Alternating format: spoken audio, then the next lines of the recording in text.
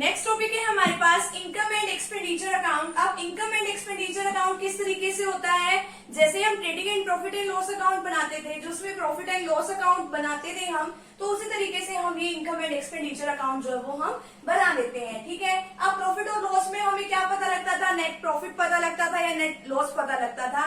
लेकिन जो income and expenditure account है उसके अंदर हमें सरप्लस या डेफिसिट का पता लगता है। सरप्लस को हम प्रॉफिट भी कह सकते हैं और डेफिसिट जो है वो लॉस की तरह ही होता है।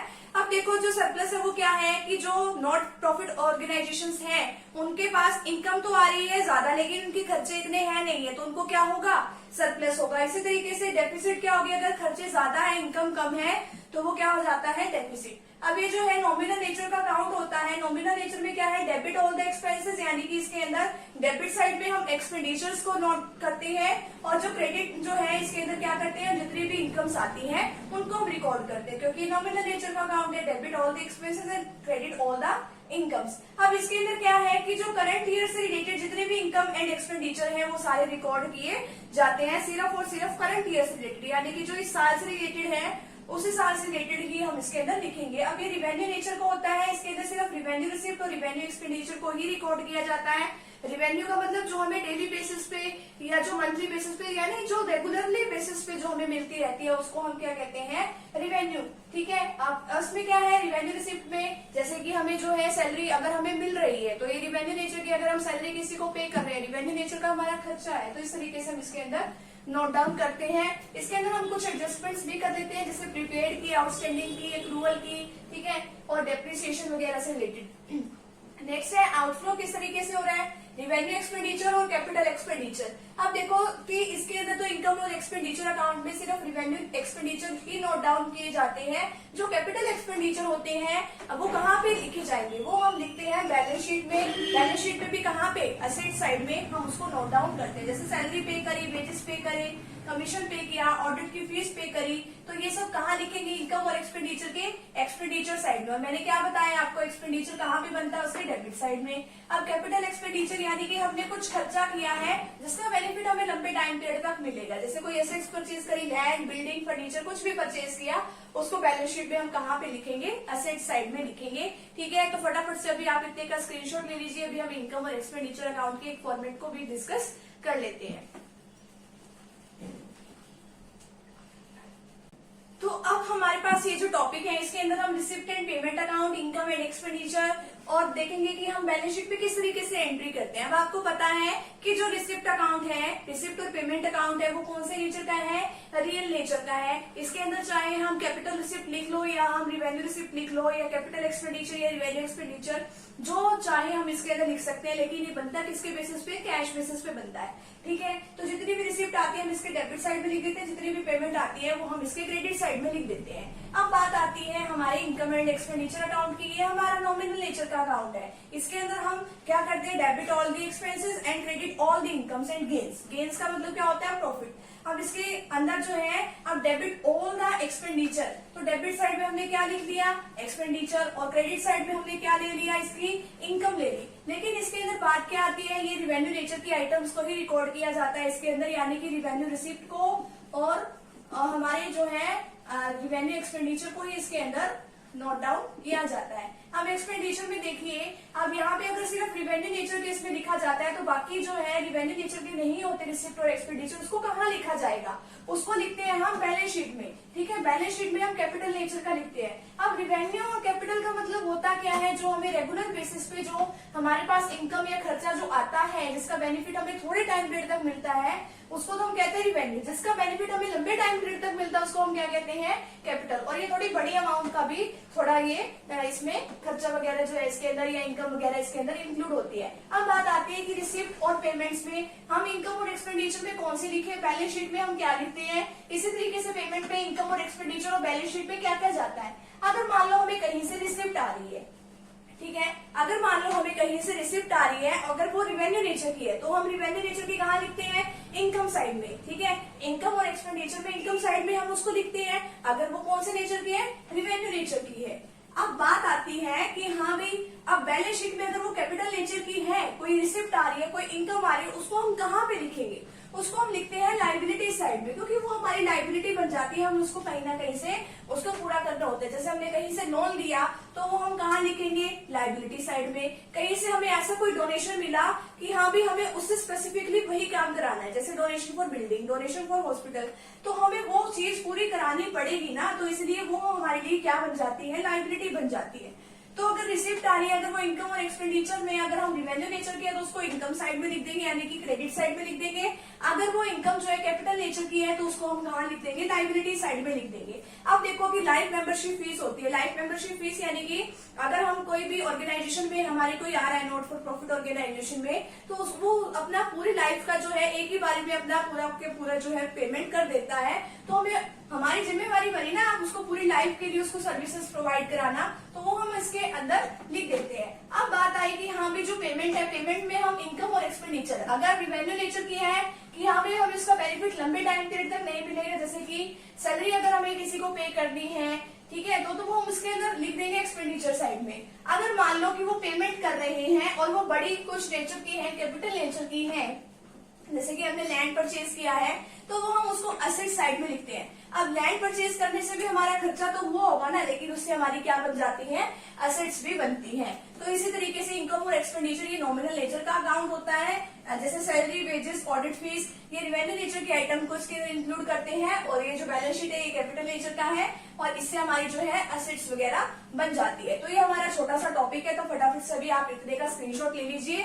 आगे जो है अभी हम इसके अंदर जो कुछ स्पेसिफिक आइटम्स हैं, ठीक है, सब इम्पोर्टेंट आइटम्स हैं, उसके बारे में डिस्कस करेंगे। अब हम डिस्कस करेंगे कुछ इंपॉर्टेंट आइटम्स। अभी ये जो है सब्सक्रिप्शन, इसके अंदर सबसे पहला है सब्सक्रिप्शन का मतलब क्या है कि जैसे ही कोई नॉट फॉर प्रॉफिट ऑर्गेनाइजेशन में अपना मेंबर बनने के लिए जाता है तो वो क्या करता है, अभी सब्सक्रिप्शन उसको लेना पड़ता है। अब देखो कि जैसे आप स्कूल में जाते हो, स्कूल में जाने से पहले आप क्या करते हो, एडमिशन फीस जमा कराते हो, उसके बाद आप क्या करते हो, उसमें बने रहने के लिए, ठीक है, स्कूल में सर्विसेज लेने के लिए आप फीस भी जमा कराते हो ना मंथली बेसिस पे। उसी तरीके से सब्सक्रिप्शन भी होता है कि ऑर्गेनाइजेशन में बने रहने के लिए वो मंथली या एनुअली बेसिस पे सब्सक्रिप्शन जमा कराते हैं, ठीक है, तो वो उनको मिलता ही रहता है, सब्सक्रिप्शन लगातार मिलता है। अब जो लगातार जो चीज मिलती है उसको हम क्या कहते हैं, रिवेन्यू नेचर की होती है। अब जो चीज रिवेन्यू नेचर की हो गई तो वो कहाँ पे शो करते हैं हम, इनकम एंड एक्सपेंडिचर अकाउंट में। अब इनकम एंड एक्सपेंडिचर अकाउंट में अगर हमने उसको शो किया है, ठीक है, अब कहाँ पे शो करेंगे, अब वो तो हमारे लिए क्या है, इनकम है, तो वो हम उसको इनकम साइड में उसको शो करेंगे। रिसिप्ट और पेमेंट अकाउंट में हम उसको कहाँ करेंगे, रिसिप्ट साइड में। इनकम एंड एक्सपेंडिचर अकाउंट की अभी बात हो रही है, उसको हम इनकम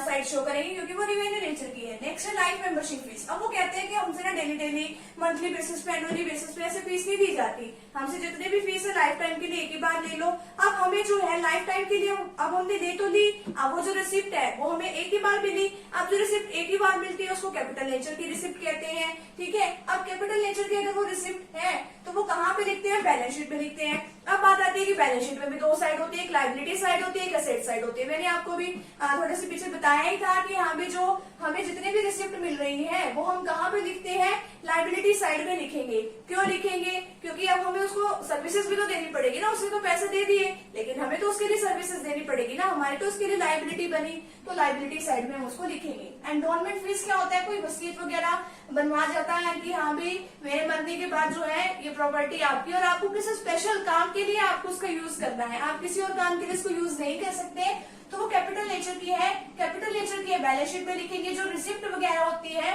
और हमारे ऊपर लाइबिलिटी डाल दी कि आपको स्पेशल काम कराना है, तो वो कहाँ लिखते हैं हम, लाइबिलिटी साइड में। नेक्स्ट है एंट्रेंस या एडमिशन फीस। अब कोई एंट्रेंस फीस भी लेता है, एंट्रेंस यानी कि हाँ भी उसको जाना है, उसमें ऑर्गेनाइजेशन में जाना पड़ा, ठीक है, तो सबसे पहले उसकी एंट्रेंस फीस लगती है, जैसे आपकी एडमिशन फीस लगती है। तो वो एडमिशन फीस कुछ लोग तो कहते हैं कि हाँ भाई ये एक ही बार देनी पड़ती है तो इसलिए कैपिटल नेचर की मानते हैं, लेकिन कुछ लोगों को कहना है कि हाँ भाई अगर एक ही बार मिल रही है लेकिन आते भी तो बहुत सारे लोग हैं, तो इसलिए हम उसको रिवेन्यू नेचर की मानते हैं। रिवेन्यू नेचर की मानते हैं तो उसको इनकम और एक्सपेंडिचर की इनकम साइड में हम उसको लिख देते हैं। अब बात आती है डोनेशन। अब डोनेशन को हम कैसे लिखे, अब ये देखते हैं कि जनरल डोनेशन है, स्पेसिफिक डोनेशन है। अगर मान लो ये जनरल डोनेशन है तो हम इसको कहाँ लिखते हैं कि यहाँ पे हमें छोटा मोटा कोई डोनेशन मिल गया तो उसको हम इनकम और एक्सपेंडिचर साइड में, इनकम साइड में लिख देंगे। अगर कोई स्पेसिफिक है कि बिल्डिंग बनाने के लिए डोनेशन मिला तो हम उसको बैलेंस शीट में लायबिलिटी साइड में लिख देंगे। सेल ऑफ असेट्स, अगर मान लो कोई एसेट्स है उसकी सेल कर दी तो जो असेट साइड है, ठीक है, बैलेंस शीट में उसमें से तो जितना उसकी क्रॉस मतलब कॉस्ट प्राइस है, ठीक है, जो उसको माइनस कर देते हैं हम। अगर मान लो कि कोई जो हमारे पास असेट्स है वो 10,000 की है, उसकी जो कॉस्ट प्राइस है, और हमने उसको बेचा कितने में, 12,000 पे, तो 2,000 का हमें क्या होगा, प्रॉफिट हो गया ना। तो वो प्रॉफिट कहाँ लिख देंगे, प्रॉफिट तो लिख देंगे हम और इनकम और एक्सपेंडिचर के इनकम साइड में। अगर लॉस हो जाता है, अगर 12,000 के कोई एसेट्स है, ठीक है, 10,000 में बेची है तो हमें लॉस हो गया 2,000 का, वो हम इनकम और एक्सपेंडिचर के एक्सपेंडिचर साइड में लिख देते हैं। और असेट्स की जो वैल्यू है वो हम 12,000 थोड़ी माइनस करेंगे, वो हम कितनी माइनस करेंगे, 10,000, जो कि उसका कॉस्ट प्राइस है। नेक्स्ट है सेल ऑफ न्यूज़पेपर, इनकम और एक्सपेंडिचर के इनकम साइड में। सेल ऑफ स्पोर्ट्स मटेरियल, अब पेमेंट ऑफ ऑनरियम का मतलब क्या है कि यहाँ पे जिस तरीके से कोई भी गेस्ट के तौर पे कोई बुला लेता है, कोई लेक्चर डिलीवर करने के लिए स्कूल कॉलेजेस में कोई जो है चीफ गेस्ट के तौर पे किसी को बुला लेता है, तो वो क्या करते हैं, तो उसको वो पैसे वगैरह नहीं देते उसकी सर्विसेज के लिए कि आपने यहाँ पे लेक्चर डिलीवर किया, उसको कुछ गिफ्ट या प्राइज मनी वगैरह ऐसे दे देते हैं, गिफ्ट टाइप कुछ दे देते हैं, तो उसमें खर्चा तो करना पड़ा ना उनको, तो वो क्या है, ऑनरियम, तो उसको इनकम और एक्सपेंडिचर के एक्सपेंडिचर साइड में हम उसको लिख देते हैं। तो ये कुछ इंपॉर्टेंट आइटम्स है, तो फटाफट से भी आप इसका स्क्रीनशॉट ले लीजिए। अभी जो इसके जो इंपॉर्टेंट क्वेश्चन है वो हम अब डिस्कस कर लेते हैं।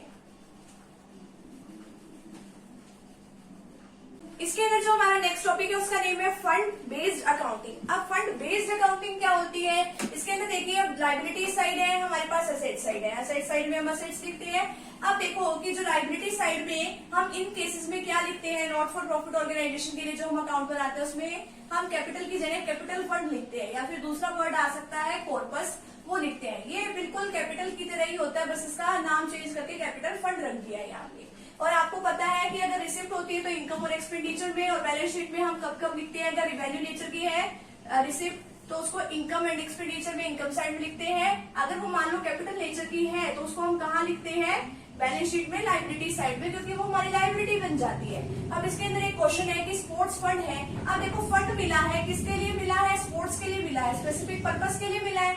कितना मिला है, 2 लाख रुपीज का। अगर हमें कोई स्पेसिफिक पर्पस के लिए मिलता है तो हम उसको क्या मानते हैं, उसको मानते हैं हम अपने लिए एक लायबिलिटी, वो बैलेंस शीट में लिखते हैं हम, तो वो उसको कैपिटल रिसिप्ट मानेंगे और उसको बैलेंस शीट में लायबिलिटी साइड में लिखेंगे। और अब देखो कि स्पोर्ट्स प्राइज अवॉर्डेड, अब स्पोर्ट्स के लिए अब उनके लिए प्राइज भी रखे गए हैं बच्चों के लिए, वो कितने हैं, 40,000 के। अगर मान लो सिर्फ ये केस होता है कि स्पोर्ट प्राइज अवॉर्डेड, ठीक है, इसके लिए फंड ना दिया होता तो हम इसको लिखते हैं इनकम और एक्सपेंडिचर के एक्सपेंडिचर साइड में। लेकिन अगर इसके साथ फंड दिया हुआ है और इसके लिए यहाँ पे इतने कैश अवॉर्ड किए गए हैं तो हम उसको क्या करेंगे, जितना हमें फंड मिला है उसमें से उसको माइनस कर दो, यानी उतने से तो हमारी लायबिलिटी कम हो जाएगी। तो बैलेंस शीट में लायबिलिटी साइड में लिखो स्पोर्ट्स फंड कितने का है, 2 लाख रुपीज का। अब प्राइस कितने अवॉर्डेड किए गए हैं, वो कितने करे गए हैं, 40,000। अब हम इसको ब्रैकेट में भी ले सकते हैं, ब्रैकेट का मतलब क्या होता है, माइनस, ठीक है, तो उसको हम माइनस कर देंगे तो कितना आ जाएगा, 1,60,000। लेकिन इन केसेस में ये नहीं होता कि हमें असेट्स का टोटल भी इक्वल करना है, नहीं, ये हमें इतना सा बना के हमें छोड़ देना होता है, ठीक है। तो अभी ये तो है इसका केस फर्स्ट, तो आगे इसी तरीके से हम इसमें नेक्स्ट क्वेश्चन जो है वो डिस्कस कर लेते हैं। तो फटाफट से अभी आप इतने का स्क्रीनशॉट ले लीजिए। आगे जो है वो केस सेकंड में हमारे पास क्या क्वेश्चन है, आगे हमारे पास क्वेश्चन है कि मैच एक्सपेंसेस कितने के हैं, 1 लाख रुपीज के। मैच फंड कितने का है, 4 लाख का। डोनेशन मिला है मैच के लिए, फंड के लिए 2,40,000। सेल कितने की हुई है, मैच टिकट्स 3,60,000। तो सबसे पहले अब हमें देखना क्या है, मैच फंड कितने का है। जो मैच फंड है वो क्या है, कैपिटल रिसिप्ट है, कैपिटल रिसिप्ट है, हम उसको कहाँ लिखते हैं, बैलेंस शीट में। बैलेंस शीट में कहाँ लिखेंगे, हम उसको लायबिलिटी साइड में कितने से लिखेंगे, 4 लाख रुपीज से हम उसको लिख देंगे, ठीक है। तो यहाँ पे लिख दिया मैच फंड, ठीक है, कितने का, 4 लाख रुपीज का। अब देखेंगे कि क्या इससे रिलेटेड कोई खर्चा है। अब हमने फंड को यहाँ पे बैलेंस शीट में ही क्यों लिखा है, क्योंकि ये स्पेसिफिक पर्पज से रिलेटेड था। तो अब इसके रिगार्डिंग जो जो खर्चे हैं, खर्चे क्या है, एक्सपेंसेस है, खर्चे में हम क्या करते हैं, माइनस करते हैं। तो पहले देख लो इससे रिलेटेड कुछ और इनकम दी हुई है, हाँ दी हुई है। डोनेशन दिया हुआ है, वैसे तो डोनेशन हम देखते हैं कि जनरल है, स्पेसिफिक, अगर स्पेसिफिक होता है तो हम बैलेंस शीट में लिखते हैं। तो ये स्पेसिफिक तो है ही, क्योंकि मैच फंड के लिए दिया गया है। कितना है? 2,40,000। इसको हम कर देंगे इसमें ऐड। आगे क्या है? Sale of match tickets. अब सेल हुई है, स्पेसिफिक सेल हुई है मैच टिकट्स की, कितने की हुई है? 3,60,000। तो अब ये जो है फंड में हमने ये वाला और ये वाला ऐड कर दिया। कितना है यहाँ पे? 10 लाख रुपीज का। अब मैच के एक्सपेंसेस कितने हैं वो हम माइनस कर देंगे। 8 लाख, तो कितना आ जाएगा हमारे पास? 2 लाख। ठीक है, तो यहाँ पे जो हमारा क्वेश्चन है यहीं पे कंप्लीट है। तो एक और क्वेश्चन अभी हम इसके अंदर डिस्कस कर लेते हैं, फिर हमारा जो यूनिट नंबर 1 है यहीं पे कंप्लीट हो जाएगी। लास्ट क्वेश्चन चलिए अब हम देख लेते हैं। इसमें क्या है? स्पोर्ट्स फंड कितने का है? 35,000। तो स्पोर्ट्स फंड है। अब फंड जो है वो किसी स्पेशल चीज के लिए दे रखा है, तो वो कैपिटल नेचर का है। कैपिटल नेचर का उसको बैलेंस शीट में लायबिलिटी साइड में लिख देंगे 35,000 से। नेक्स्ट क्या है? Sports fund investment. अब ये क्या करिए? इन्वेस्टमेंट करिए। इन्वेस्टमेंट जो करते हैं वो क्या होती है? हमारी असेट्स। तो इसलिए हम इसको असेट साइड में लिख देंगे स्पोर्ट्स फंड इन्वेस्टमेंट 35,000 से। आगे क्या है? Income from sports fund investment. अब हमें इनकम मिल रही है। अब देखो कि अगर हमें इनकम मिलती है, अगर वो रिवेन्यू नेचर की होती है, तो वो हम उसमें कहाँ लिख देते हैं? उसको लिख देते हैं हम इसमें इनकम एंड एक्सपेंडिचर के इनकम साइड में। अब ये जो इनकम है वो किसी स्पेसिफिक उससे है, स्पोर्ट फंड इन्वेस्टमेंट की है, वो कितने की है? 4,000 की। तो वो स्पोर्ट्स फंड में ऐड कर देंगे 4,000। डोनेशन मिला है, अगर डोनेशन जनरल पर्पस के लिए मिलता है उसको इनकम एंड एक्सपेंडिचर साइड में लिखते हैं। अगर वो किसी स्पेसिफिक पर्पस का है, जैसे कि स्पोर्ट्स फंड के लिए है, तो उसको हम उसमें ऐड कर देंगे स्पोर्ट्स फंड वाले उसमें। 15,000 से हमने उसको ऐड कर दिया। आगे क्या? Sport prize awarded. जिन जिन्होंने पार्टिसिपेट किया था उनको प्राइजेस दिए गए, यानी कि हमारा खर्चा है। तो जितनी भी इनकम है उन तीनों को हमने जोड़ लेना है। यहाँ पे ऐड कर लिया। यहाँ पे इन तीनों को कितना आ गया? 54,000। अब ये जो स्पोर्ट प्राइज अवॉर्डेड है 10,000 को, उसको हम माइनस कर देंगे। स्पोर्ट प्राइज अवॉर्डेड 54,000 में से 10,000 को माइनस किया, 44,000 आ गया। आगे क्या है? Expenses on sport event. तो अब ये भी खर्चा है हमारा, तो 4,000 को अब इसमें से और माइनस कर देंगे, क्योंकि ये स्पोर्ट्स से रिलेटेड है, तो इसमें से ही माइनस कर देंगे। 44,000 में से 4,000 जो वो एक्सपेंसेस ऑन स्पोर्ट्स इवेंट्स के माइनस कर दिए, तो 40,000 हमारा आ गया। इधर 40,000 है, इधर 35,000 है। इधर हमने ये नहीं है कि इनको मैच करना है, नहीं, क्योंकि इस तरीके की बैलेंस शीट में हम मैच वगैरह नहीं करते हैं। ठीक है, तो यहाँ पे जो हमारा CUET का जो हमारा क्लास 12 अकाउंटेंसी का फर्स्ट चैप्टर जो है, फर्स्ट यूनिट जो है यहीं पे कंप्लीट होती है। तो अगर आपको ऐसे ही लगातार आपको वीडियोस देखनी है तो प्लीज चैनल को सब्सक्राइब जरूर कर लेना। वीडियो अच्छी लगी हो तो वीडियो को प्लीज लाइक जरूर कीजिएगा, तो अपने फ्रेंड सर्कल में वीडियो को जरूर शेयर कीजिएगा। तो मिलते हैं नेक्स्ट टॉपिक के साथ, नेक्स्ट वीडियो के साथ। Thank you very much.